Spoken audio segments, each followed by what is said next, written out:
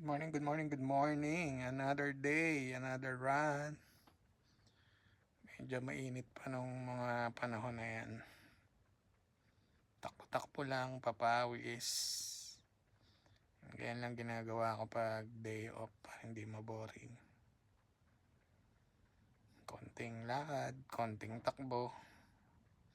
Siyempre, pag nauhaw, iinom siyempre.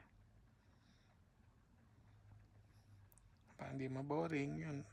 Usually, mga body weights lang ginagamit ko. Push up, sit up,